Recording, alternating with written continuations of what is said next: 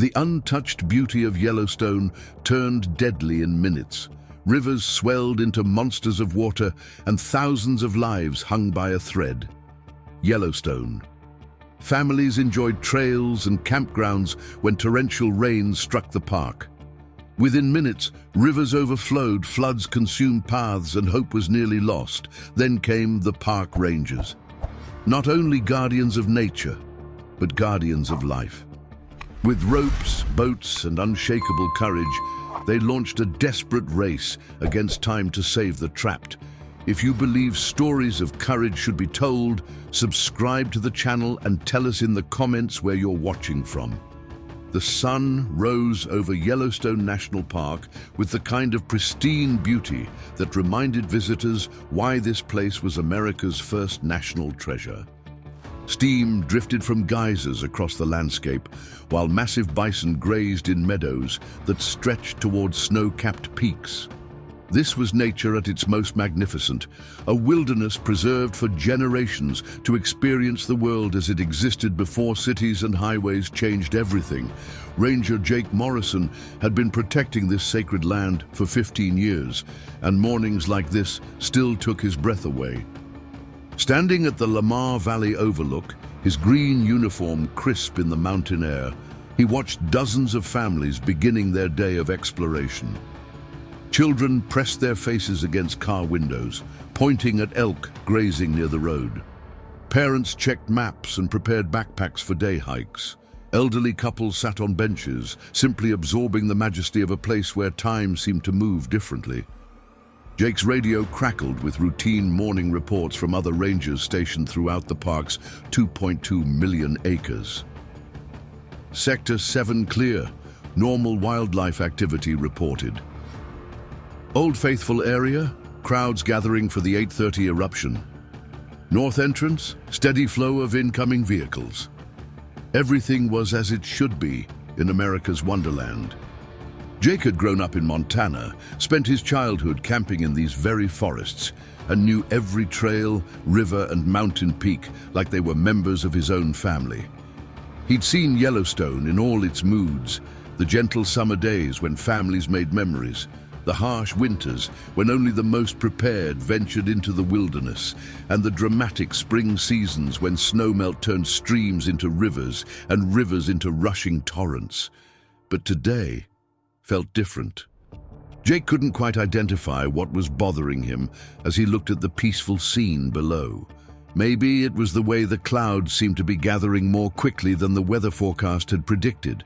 Maybe it was the subtle change in barometric pressure that animals could sense, but humans often missed. Or maybe it was just the instinct that came from spending half his life reading the moods of one of the most powerful and unpredictable natural environments on Earth. His radio chirped again, but this time it wasn't routine traffic. All rangers, this is meteorology station. We're tracking a significant weather system moving in faster than projected. Potential for severe precipitation in the next 2 hours. Please advise all backcountry hikers to return to main areas. Jake felt his stomach tighten. In Yellowstone, weather didn't just change, it transformed. And when it transformed quickly, the results could be catastrophic. He looked down at the families below, many of them already heading out on trails that could become death traps if the wrong kind of storm hit at the wrong time. He had no idea that in less than 3 hours, he would be fighting for the lives of dozens of people, including children, in the most dangerous rescue operation of his career. The first drops fell gently, almost apologetically, as if nature was trying to give everyone a chance to find shelter before unleashing its full power. Jake was conducting a routine safety check at one of the popular trailheads when the sky began to darken with an ominous intensity that made veteran rangers like him immediately alert. "Folks, we're looking at some weather moving in," he announced to a group of hikers preparing to head out on the Specimen Creek Trail.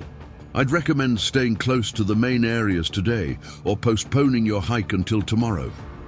And most visitors heeded his advice, But Jake watched with growing concern as several families continued deeper into the backcountry. A young couple with twin toddlers, confident in their hiking experience. A family of 5 from Texas, the father insisting they'd driven too far to let a little rain stop them. 3 teenagers on what looked like their first wilderness adventure, excited and fearless in the way that only youth could be.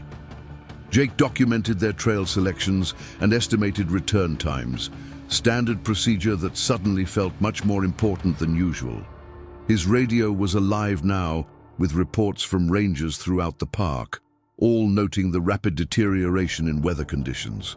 "Base, this is Ranger Chen at Canyon Village. We're seeing sustained winds picking up, and the temperature is dropping faster than forecast." Tower Junction reporting visibility decreasing rapidly due to precipitation. All rangers, came the voice of Chief Ranger Patricia Wells from park headquarters. National Weather Service has upgraded to severe thunderstorm warning with potential for flash flooding. Initiate immediate recall protocols for all backcountry activities. Flash flooding. In most places, those words meant inconvenience, water in basements, streets temporarily impassable. In Yellowstone, flash flooding meant death. The park's river systems, normally controlled by snowmelt and seasonal patterns, could become raging monsters when sudden precipitation overwhelmed their capacity. Narrow canyons became death traps. Gentle streams turned into torrents capable of moving boulders and trees like toys. Jake immediately began hiking the most popular trails, using his radio and voice to contact any hikers within reach. But Yellowstone was vast, and many of the families who had headed out earlier were now beyond the range of normal communication, following trails that wound through valleys and forests where cell phone service was non-existent and radio signals couldn't penetrate. The rain was no longer gentle. It fell in sheets now, driven by wind that bent the ancient pines and turned the air into a wall of water. Jake's uniform was soaked within minutes, and he could feel the temperature dropping as the storm system settled over the park like a malevolent presence. Through his radio, he could hear other rangers reporting the same thing. Families caught in the backcountry, weather deteriorating beyond all predictions, and the early signs of water levels rising in rivers throughout the park. The Yellowstone River, normally a picturesque waterway where visitors took photos and children skipped stones, was beginning to show the brown coloration that meant massive runoff from the surrounding mountains. As Jake made his way back toward the ranger station, fighting against wind and rain that seemed determined to push him off the trail, he knew that the next few hours would test everything he'd learned about wilderness rescue. Nature was about to show them all why respect for the wilderness wasn't just recommended, it was essential for survival. What had been the peaceful Snake River just 2 hours earlier was now unrecognizable. Jake stood at the fishing bridge, watching in horror as water the color of chocolate milk raged beneath him, carrying entire trees, chunks of ice and debris from upstream areas he couldn't even identify. The sound was deafening, not the gentle murmur of a mountain stream, but the roar of unleashed power that made conversation impossible without shouting. His radio was a constant stream of urgent reports from rangers throughout the park. Gibbon Falls area, water level up 6 feet and rising. Hayden Valley completely flooded, wildlife evacuating to higher ground. All bridges on the Grand Loop Road are now underwater. But the worst news came from Ranger Martinez at the Lamar Valley Station. Base, we've got confirmed hikers trapped in Specimen Creek drainage. Family of 5 last seen heading toward the backcountry campsites. Creek has gone from ankle deep to 15 feet in the last hour. Jake felt ice in his veins. Specimen Creek was exactly where he'd seen the Texas family heading out this morning. Mom, dad, and 3 kids ranging from 8 to 16 years old. In normal conditions, it was a beautiful family hike with gentle creek crossings and scenic meadows. In flood conditions, it became a death trap with no easy escape routes. Base, this is Morrison. I know that area intimately. I can lead a rescue team in. Chief Ranger Wells's voice came back immediately. Jake, conditions are too dangerous for standard rescue protocols. We need to wait for specialized swift water rescue teams from outside the park. Chief, by the time outside teams get here and get oriented, those people will be dead. The water's still rising, and Specimen Creek feeds into the Yellowstone River through a narrow canyon. If they get swept into that current... Jake didn't need to finish the sentence. Everyone on the radio knew what happened to people who got caught in the Yellowstone River during flood stage. The water temperature alone, barely above freezing from snowmelt, would kill someone in minutes, even if they somehow managed to stay afloat. Through the sheets of rain, Jake could see other rangers arriving at the station with emergency equipment. Inflatable rescue boats, cold water survival suits, rope rescue gear, and the specialized radios that might be able to reach people even in the remote canyon areas. These were the tools they'd trained with but prayed they'd never need to use in actual conditions like this. Ranger Lisa Park, a water rescue specialist who joined the Yellowstone team just 2 years ago after serving with Coast Guard Rescue in Alaska, was already checking equipment. Jake, if we're going in, we need to go now. Water levels are still rising, but they haven't peaked yet. Once they peak and start coming down, the debris load gets even more dangerous. Jake looked out at the raging water, calculating risks and probabilities in his head. Standard protocol said to wait for backup. Experience said that waiting meant recovering bodies instead of saving lives. And somewhere out there, possibly already standing on high ground with water rising around them, a family from Texas was counting on people they'd never met to risk everything to bring them home. Lisa, get the boat ready, he decided. We're going to bring those people home. The inflatable rescue boat bounced violently through rapids that hadn't existed that morning, its reinforced hull scraping against rocks and debris as Jake fought to navigate what had once been a peaceful hiking trail. Behind him, Lisa monitored the waterproof radio, trying to establish contact with anyone who might be trapped in the drainage system ahead. This is Yellowstone Park Service Rescue Team calling any parties in the Specimen Creek area. If you can hear this transmission, please respond. Through the static and the roar of rushing water, they heard something that made both rangers' hearts leap. A faint voice, breaking up but unmistakably human. Can hear you, family of 5, trapped on rock outcrop, water still rising. We've got them, Lisa said, her voice tight with relief and renewed urgency. She keyed the radio again. This is Park Service Rescue. We have your transmission. Can you describe your location? The response came in fragments, interrupted by static and the interference of the storm, but Jake was able to piece together the critical information. The Texas family, Mark and Jennifer Rodriguez and their 3 children, had been hiking toward the backcountry campsites when the creek began rising rapidly. They'd managed to climb onto a large rock formation about 12 feet above the original water level, but the flood was continuing to rise and their safe area was shrinking. Estimate we've got maybe 20 minutes before water reaches our position, came Mark's voice, calmer than most people would be under the circumstances. My youngest is getting hypothermic. We need help fast. 20 minutes.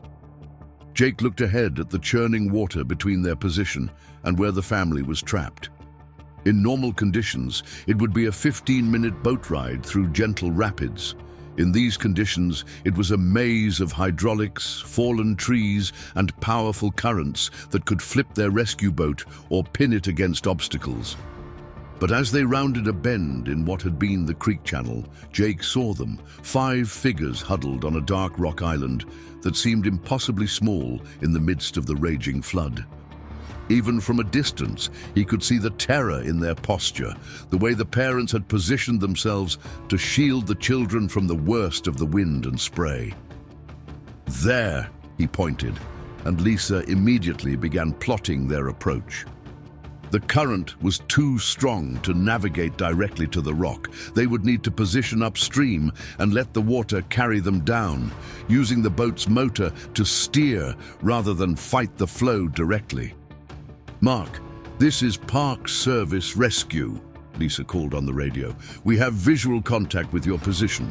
We're going to approach from upstream. When we get close, we'll need everyone to move quickly and follow our instructions exactly." "Understood," came the reply. "Just please hurry, the water's still coming up." Jake engaged the motor and began the most dangerous navigation of his career, fighting to position their small rescue craft for an approach that would either save 5 lives or potentially claim 2 more. Behind them, he could hear radio chatter from other ranger teams mobilizing throughout the park, but he knew that for the Rodriguez family, this rescue boat was their only hope. The rock outcrop where they waited was shrinking by the minute, and the churning brown water showed no signs of cresting. Throughout Yellowstone, the emergency response was unlike anything the park had seen in decades. At headquarters, Chief Ranger Wells coordinated with agencies across 3 states, calling in specialized rescue teams from as far away as Colorado. But with roads flooded and aircraft grounded by the storm, the immediate response fell to the rangers already in the park. People like Jake and Lisa, who had trained for this moment but never expected to face conditions this extreme. "All available personnel to emergency stations," Wells announced over the park-wide radio system. "We have confirmed trapped parties in at least 4 locations: Specimen Creek, Hell-Roaring Creek, the Thoroughfare Drainage, and somewhere along Slough Creek. Weather Service estimates peak flooding in the next hour." Ranger Tom Bradley was launching a second rescue boat at Bridge Bay, fighting against wind and waves that turned Yellowstone Lake into an inland sea. Ranger Chen was coordinating evacuation of the Canyon Village area, where the Yellowstone River had jumped its banks and was threatening the visitor center. Every person with emergency training in the park was being pushed to their absolute limits. But it was the radio transmission from Jake's boat that focused everyone's attention. "Base, this is Rescue Boat 1. We have visual contact with the Rodriguez family, attempting approach now. Conditions are extreme but manageable." On the rock outcrop, the family huddled together as they watched the orange rescue boat fighting its way upstream, disappearing behind walls of spray, then reappearing closer. 8-year-old Sofia Rodriguez was shivering uncontrollably, despite her father's jacket wrapped around her. Her teenage brother Carlos was trying to stay calm for his little sister, but his face showed the same fear that his parents were struggling to hide. "Kids, see that boat?" Jennifer Rodriguez pointed through the rain. "Those are park rangers coming to take us somewhere safe." "Are we going to be okay, Mom?" Sophia asked, her small voice barely audible over the roar of water. "Yes, baby. We're going to be just fine." But Jennifer's eyes met her husband's, and they both knew how desperate their situation really was. The rock they stood on had been 15 feet above the creek when they'd climbed onto it 3 hours ago. Now it was less than 3 feet above the churning flood, and the water was still rising. Mark's phone had lost signal hours ago, but he'd managed to maintain radio contact with the rescue team. Now he could see Jake clearly in the front of the boat, using hand signals to communicate over the noise, positioning for an approach that would bring them close enough to transfer his family without capsizing in the violent current. "Everyone listen carefully," Mark called to his family. "When that boat gets here, we're going to move fast. Carlos, you help Sophia. Mom and I will get David. Nobody hesitates. Nobody looks back. We get in that boat and we trust these people to get us out of here." 16-year-old Carlos nodded, wrapping his arm around his little sister. "I've got her, Dad." 12-year-old David, who had been silent for the past hour, finally spoke up. "Dad, what if the boat can't make it to us?" Mark looked at his middle son, seeing his own determination reflected in the boy's eyes. "Then we'll figure out something else. But right now, We believe in those rangers, and we get ready to go home. Dune. As Jake's boat fought against the current, positioning for final approach, 5 lives hung in the balance on a shrinking island of rock, while throughout Yellowstone, the greatest rescue operation in the park's history continued to unfold. The approach to the rock outcrop was like threading a needle while riding a roller coaster. Jake had to position the rescue boat precisely in the current, fighting against the powerful flow while avoiding the debris that swept past them like weapons, fallen trees, chunks of ice, even what looked like pieces of a destroyed footbridge from somewhere upstream. "Mark, we're coming in on your left side," Jake called through the radio, having to shout to be heard over the roar of water and wind. "When I give the signal, everyone moves toward the boat quickly but carefully. The rock's gonna be slippery." Lisa was in the stern of the boat, using a paddle to help steer and keeping the specialized rescue equipment ready. Cold water survival suits, emergency blankets, and the medical kit that might be needed if anyone was already showing signs of hypothermia. She'd seen the little girl shivering on the rock and knew they were racing against time in more ways than one. "Jennifer, is Sophia still responsive?" Lisa called out as they drew closer. "Yes, but she's really cold. Her lips are blue." The boat lurched violently as they hit a hydraulic, a place where water flowing over a submerged obstacle created a powerful undercurrent that could trap and hold objects underwater. Jake gunned the motor, fighting to break free, while Lisa threw her weight to the side to help balance them. "Almost there," Jake muttered, more to himself than to anyone else, as he maneuvered the final approach. The rock outcrop looked even smaller from water level, and he could see that the Rodriguez family was standing in an area no bigger than a pickup truck bed, with water lapping at their feet. If this story has you hooked so far, subscribe, leave a like, and tell us in the comments what you would do in their place. But there was no time to contemplate the narrowness of their refuge. Jake brought the boat alongside the rock with a precision born of 15 years, navigating Yellowstone's waters, and Lisa immediately threw a line to Mark Rodriguez. "Carlos first, then Sophia, then David, then parents," Jake called out the evacuation order. "Carlos, you're going to step right into Lisa's hands. Don't look at the water, just look at her." The 16-year-old moved with the kind of courage that would make him a story his family told for generations. Despite the terrifying conditions, despite being soaked and cold and frightened, he stepped carefully across the gap between rock and boat, Lisa's steady hands guiding him to safety.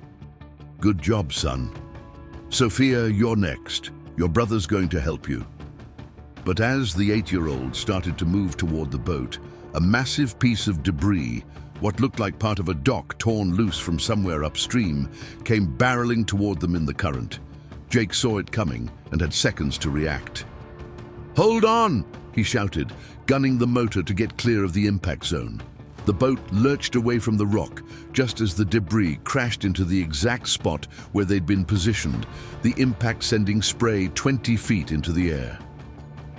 When the chaos settled, they were 30 yards downstream from the rock, and the Rodriguez family was still trapped, now with only 2 children instead of 3. But Carlos was safe in the boat, and that meant 1 life preserved and 4 still to save. "We're coming back," Jake announced, already beginning the dangerous process of repositioning for another approach. "Nobody panic, we're going to get everyone." The second approach was even more dangerous than the first.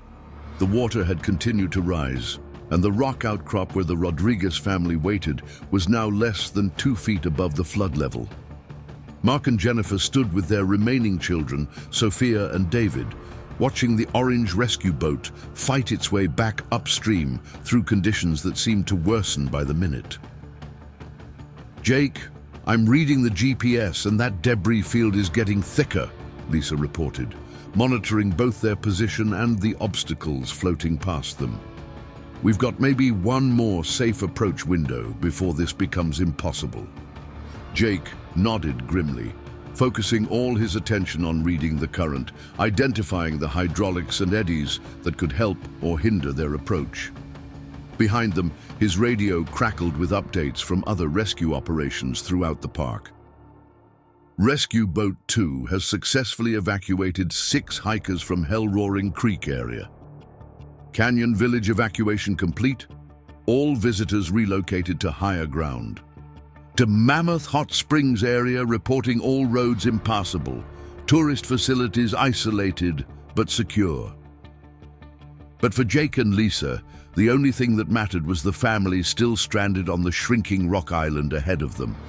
As they drew closer, Jake could see that Sophia was barely standing now, her small body racked with shivering, despite being wrapped in every piece of clothing her family could provide. "Jennifer, how's Sophia doing?" Lisa called out as they maneuvered into position. "She's fading fast. We need to get her warm immediately." This time, Jake brought the boat in from a different angle, using the rock itself to break some of the current, while Lisa prepared the emergency thermal blankets and cold weather gear. The approach was successful, but even more precarious. The boat was positioned in a narrow eddy that could collapse at any moment if the water level changed. Sophia first this time, Jake decided. She needs medical attention. Mark Rodriguez didn't hesitate.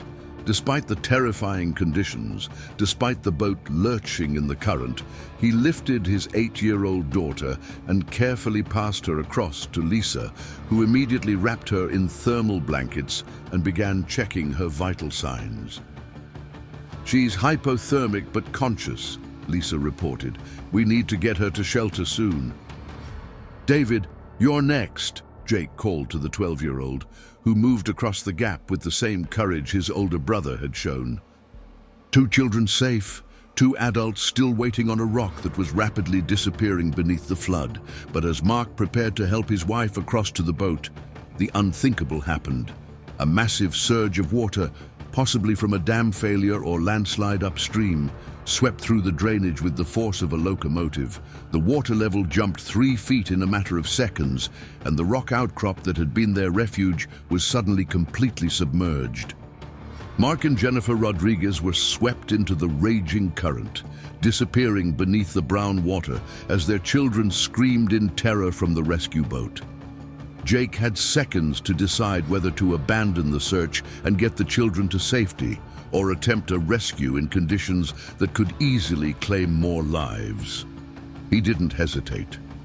Gunning the motor, he sent the boat racing downstream, following the current that had taken the parents, while Lisa tried to calm the terrified children and coordinate with other rescue teams on the radio. "Base, this is Rescue Boat 1. We have partial rescue complete but 2 adults in the water, beginning downstream search immediately." In the churning flood, 2 people were fighting for their lives while their children watched, and Jake Morrison was about to attempt the most dangerous rescue of his career. The flood had transformed the landscape into something alien and terrifying. Jake pushed the rescue boat downstream at dangerous speed, scanning the churning water for any sign of Mark and Jennifer Rodriguez, while Lisa worked frantically to warm Sophia and keep David and Carlos calm enough to help spot their parents. "There!" Carlos shouted, pointing to a flash of blue fabric caught against a fallen tree about 100 yards ahead. "That's Dad's jacket!" Jake could see it too. Mark Rodriguez clinging to a massive pine tree that had been uprooted and was now wedged against rocks in the middle of the torrent. But there was no sign of Jennifer, and Jake knew that in water this cold and violent, every second without rescue meant the difference between life and death. "Mark!" Lisa called through the rescue boat's loudspeaker. "Can you hear us? Where's Jennifer?" Through the noise of rushing water, they heard Mark's voice, weak but determined. She's caught in the branches underwater. I can't get her loose." Jake felt his blood freeze. Jennifer was trapped beneath the surface, held down by branches from the fallen tree while the current tried to tear her away. It was the kind of scenario that killed experienced rescue swimmers, let alone civilians who were already exhausted and hypothermic. "Lisa, take the controls," Jake ordered, already stripping off his heavy ranger gear and reaching for the cold water rescue suit. "I'm going in." "Jake, no. The current's too strong. There's too much debris. We need to call for diving specialists." "She'll be dead in 2 minutes if we wait for specialists," Jake replied, checking the safety line that would keep him connected to the boat. "Those kids have already lost too much today."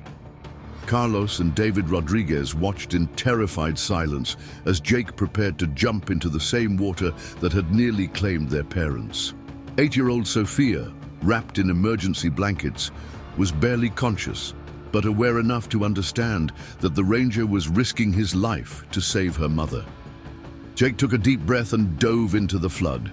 The water was shockingly cold, even through the rescue suit, and the current immediately tried to tear him away from the boat.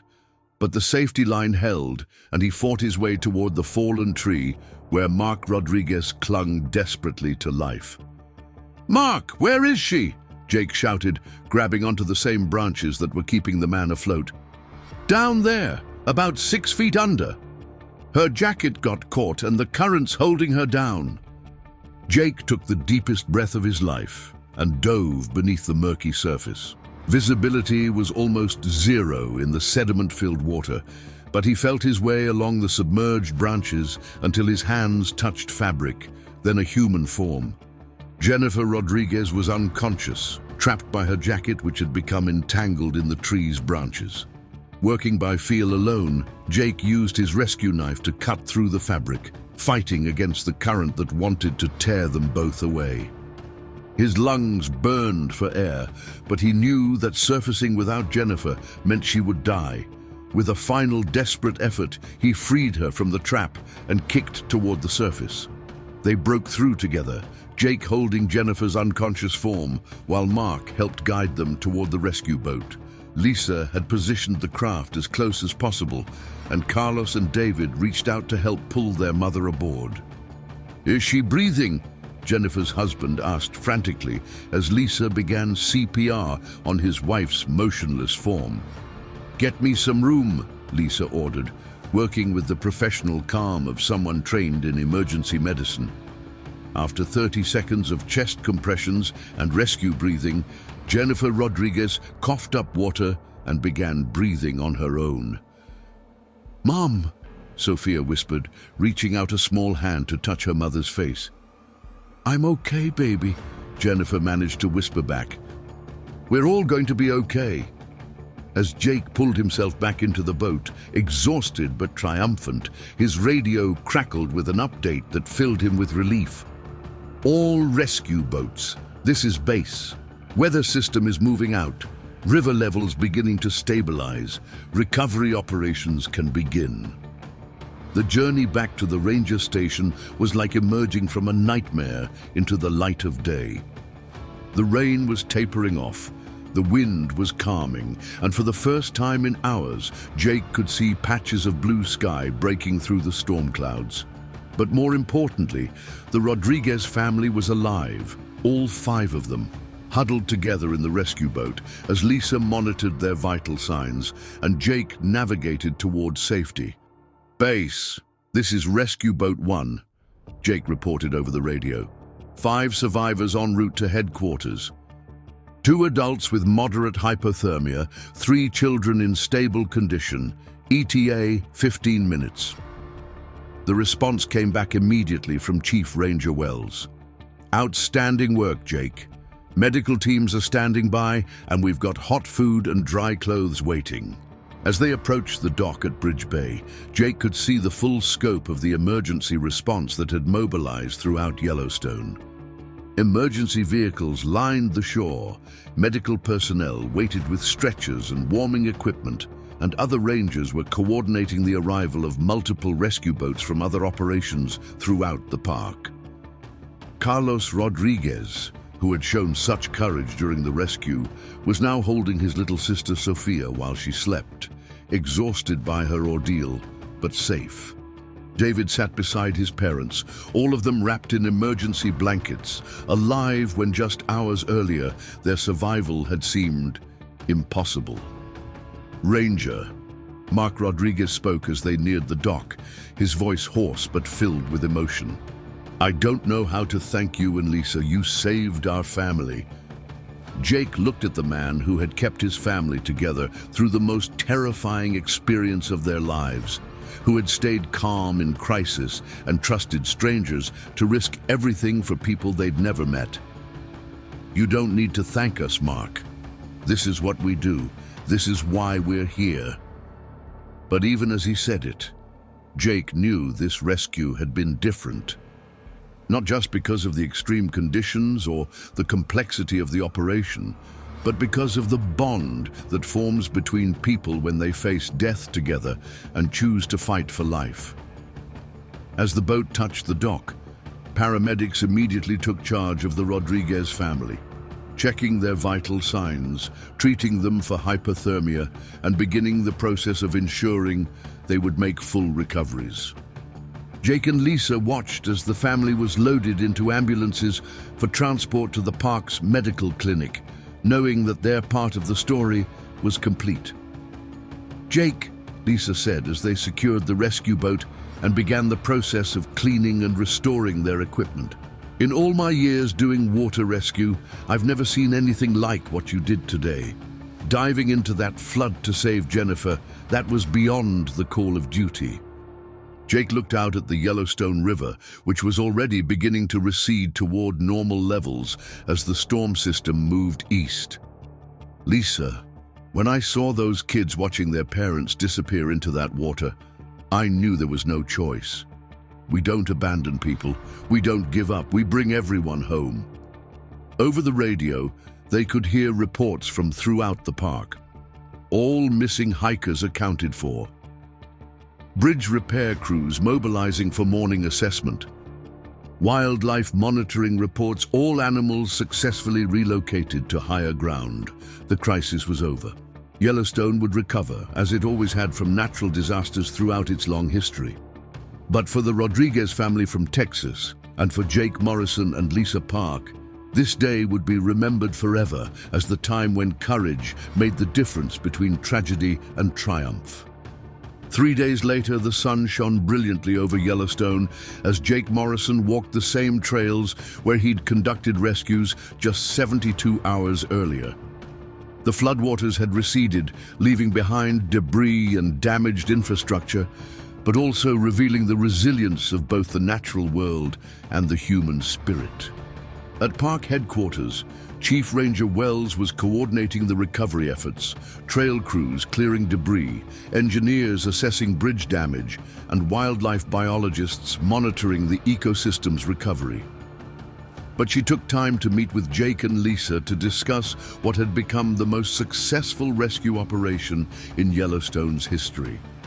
Preliminary reports show we evacuated over 200 people from flood zones, completed successful rescues in 7 different locations, and achieved 0 fatalities, Wells reported, her voice filled with pride. It was extraordinary work by everyone involved, but the Rodriguez family rescue has already become legendary. Jake nodded, but his attention was drawn to the visitors center, where he could see a familiar family approaching. Mark, Jennifer, Carlos, David, and Sofia Rodriguez were walking slowly but steadily up the path, all of them healthy and smiling, here to visit the place where they'd nearly lost everything and instead found something profound about human courage and compassion. "Ranger Morrison!" Sophia called out, running toward him with the boundless energy of an 8-year-old who had faced death and emerged even more alive than before.